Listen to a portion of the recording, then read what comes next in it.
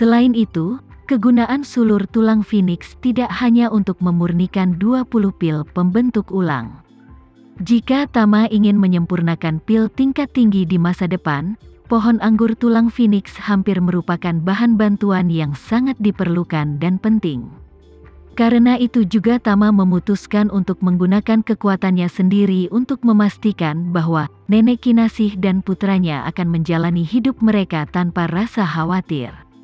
Melihat bahwa villa dan toko telah diselesaikan, Tama merasa lega. Devano pun memerintahkan bawahan keluarga Renza di kota ini untuk menjaga ibu dan anak tersebut semaksimal mungkin. Cara sederhana untuk berhati-hati. Setelah semuanya beres, Tama mengucapkan selamat tinggal pada Nenek Kinasih. Setelah Nenek Kinasih banyak berterima kasih padanya dan mengirim mobil mereka keluar dari komunitas, Tama dan Devano bergegas ke bandara semalaman dan memanfaatkan kesempatan itu untuk kembali ke Jakarta. Di pesawat, Devano sudah sedikit lelah setelah berkendara seharian. Setelah pesawat lepas landas, dia tertidur di kursi datar yang nyaman. Tama tidak lelah, jadi dia mengeluarkan lukisan yang diberikan oleh Nenek Kinasih, meletakkannya di atas kakinya, dan perlahan membuka lipatannya. Dalam gambar, Wiratama Puja atau lebih dikenal Surya Puja, dengan angin peri dan tulang bangau sekali lagi melompat keluar dari gulungan itu.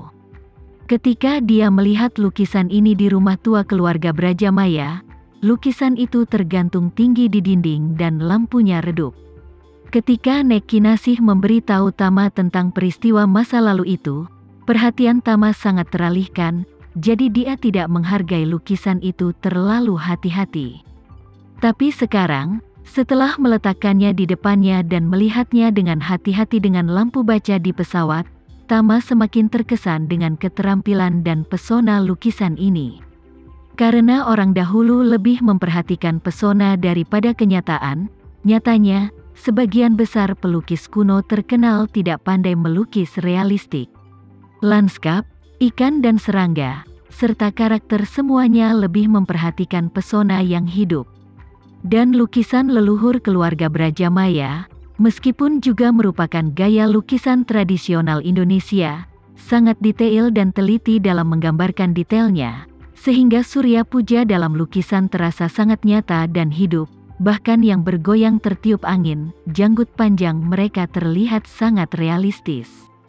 Mungkin orang-orang zaman dulu tidak memiliki kebiasaan menulis prasasti pada lukisan.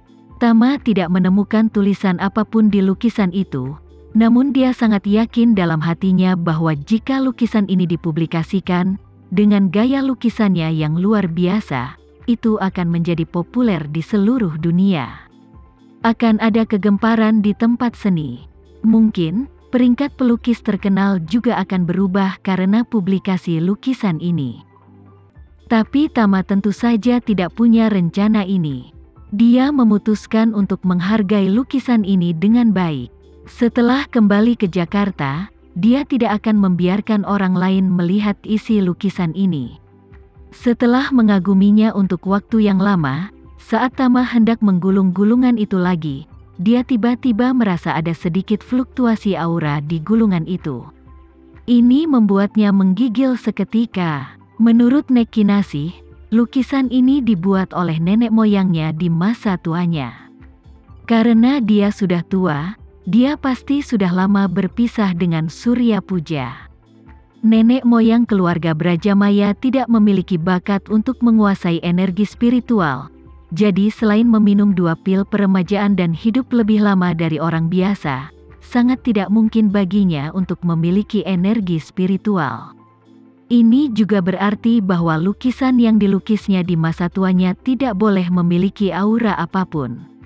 Namun, memang ada jejak energi spiritual yang sangat halus dalam lukisan ini. Tama tidak bisa tidak bertanya pada dirinya sendiri di dalam hatinya, mungkinkah energi spiritual ini ditinggalkan oleh Surya Puja? Mungkin keluarga Brajamaya tidak tahu bahwa Surya Puja pernah kembali dalam jangka waktu tertentu. Memikirkan hal ini, dia segera menenangkan diri, membagikan energi spiritual, dan dengan hati-hati menutupi seluruh lukisan, mencari sumber jejak energi spiritual itu. Segera, dia menemukan jejak aura itu di kepala potret Surya Puja. Tama sangat gembira dan segera menggunakan aura untuk melihat pihak lain. Pada saat kedua aura itu bergabung, gambaran dari perspektif pertama tiba-tiba membanjiri pikiran Tama.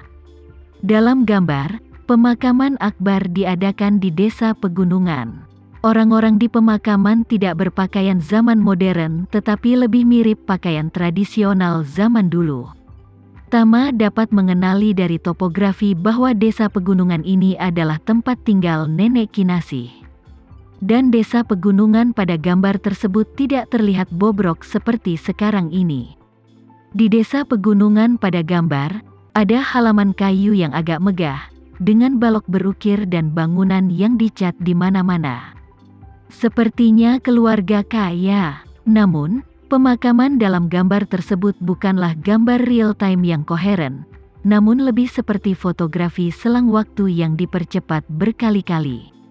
Kerumunan berkumpul di depan peti mati di ruang utama, seorang pria paruh baya berlutut dan meratap dengan keras, dan sekelompok wanita dan anak-anak juga menangis tanpa henti di belakang, dan ada 3 lukisan yang tergantung di dinding tepat di seberangnya. Gambar berikut menunjukkan orang-orang menangis dan berduka. Meski ada banyak etiket, tapi untungnya gambaran keseluruhannya sangat cepat, dan upacara selesai satu persatu seperti seekor kuda sedang melihat bunga. Setelah semua etiket yang diperlukan selesai, lebih dari 12 pria paruh baya membawa peti mati itu ke kaki gunung belakang dan menguburkan peti mati itu di sana. Setelah itu, sekelompok orang kembali ke kompleks rumah kayu, kesibukan memudar. Beberapa anggota keluarga perempuan pergi bersama keluarga mereka satu demi satu, meninggalkan pria paruh baya sendirian di aula berkabung. Namun, pria paruh baya itu tidak bisa melihat rasa sakit di wajahnya. Sebaliknya, dia berdiri di tengah ruangan utama dengan wajah gembira, melihat potret Surya Puja di dinding tengah, dan berkata sambil tersenyum, "Tetua Surya Puja, ayahku meninggal 3 hari yang lalu. Dan hari ini dia telah dimakamkan di bumi. Bahkan jika Anda memiliki kemampuan untuk menghidupkan kembali orang mati, mungkin sia-sia sekarang. Jika Anda benar-benar dapat menemukan kembalinya umur panjang, Anda harus memberiku kesempatan yang dijanjikan ayahku saat itu. Ayahku berumur panjang 113 tahun, aku iri.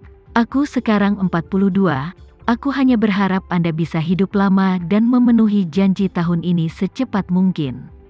Meskipun kata-kata pria paruh baya itu sulit dimengerti, Tama masih mengerti maksud pihak lain. Dia pasti putra dari leluhur keluarga Brajamaya.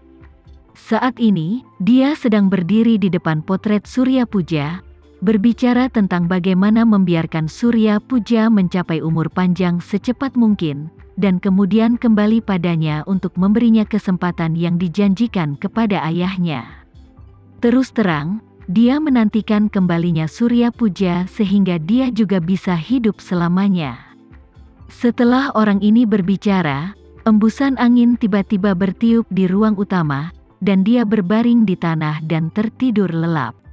Pada saat yang sama, seorang pria paruh baya berbaju hijau masuk dengan langkah yang kuat. Pakaian dan penampilan pria ini sama dengan potret Surya Puja, tapi dia terlihat sedikit lebih muda dari potret itu. Tama dapat menyimpulkan bahwa orang ini adalah Surya Puja. Surya Puja berhenti sejenak di ketiga lukisan itu, kemudian melihat potret diri lama leluhur keluarga Brajamaya di sebelah kanan, dan menghela nafas. Orang dewasa yang berjasa telah pergi. Karena, jika kamu menunggu 3 hari lagi, aku bisa memenuhi tugas tahun ini sebagai guru. Sekarang setelah kamu pergi, sebagai guru, aku harus memenuhi perjanjian dengan putramu, tapi hanya melihat kata-kata dan perbuatannya, aku benar-benar kecewa, kesempatan ini tidak akan berlalu.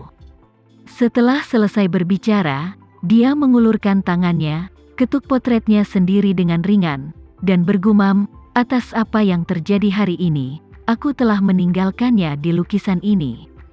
Jika keturunanmu menyalahkanku di masa depan dan merobek potretku ini, mereka akan tahu alasannya. Di masa depan, aku akan bertemu kembali denganmu di bawah 9 mata air. Kau tidak boleh menyalahkanku." Setelah mengatakan itu, dia berbalik dengan berwibawa dan menghilang ke dalam malam.